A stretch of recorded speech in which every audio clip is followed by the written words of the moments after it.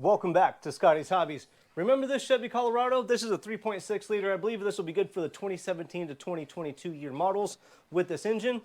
I made a video showing how I removed this coolant temp sensor out of the valley of the engine right next to the thermostat housing. I made this tool right here. This tool I made, the sensor fits perfectly inside of it like this. It's a very handy tool. So with this tool, you could replace the thermostat and this sensor without removing this, what is this? The intake right there. I have the intake off because I'm doing the spark plugs on this now. It's been 2 months since I did this repair because the fans were getting stuck on. Whenever she turned the car on, the fans would turn on, the heater wouldn't work, and I said, let's go ahead and replace both the thermostat and the sensor. Just wanted to break in real fast. I don't have any of the tools with me right now. They're in the office, but I did just make a big purchase on buying a bunch of materials to make these tools. So if you want one, I believe somewhere around May 20th, around there, on my website, I am going to have a flash sale. I believe I bought enough materials to make 25 of these tools, and I'm going to reduce the price to about 80 bucks, I think.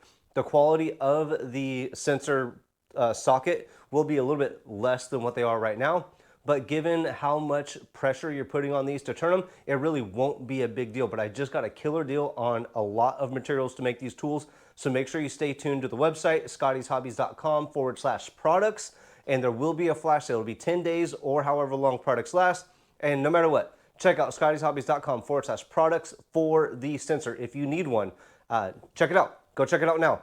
If you also need a link for the video of me actually doing the sensor change or how I did it, look right up here and I will post a link for you guys to go check that out too. But scottishobbies.com/products. Go check out the website. I will be doing flash sales when I get good deals on the materials to make these tools. Go check it out. All right, back to the video. Whenever I get a P0128 code, I always replace both the thermostat and the sensor just to hit them both out with one bang. Because the sensor on most cars these days, in my opinion, they go bad quite often. And they're only, what, 20, 30 bucks?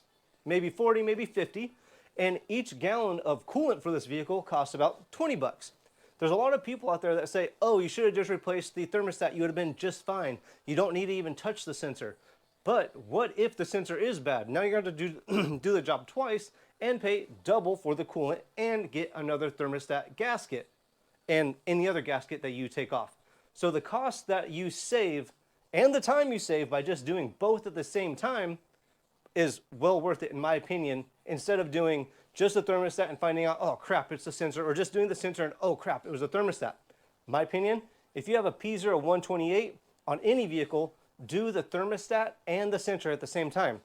Now a lot of people said, oh, you idiot, you don't need to buy this tool from you. I don't need to spend 125 bucks to buy this tool from you. I could have got that sensor out of the valley just by taking off the intake. Well, I'm looking at this right now.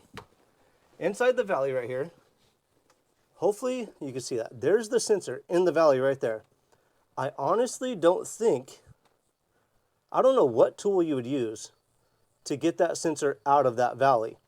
But with this tool that I made right here, I was able to get the thermostat and the sensor done with leaving everything on the engine in under 2 hours.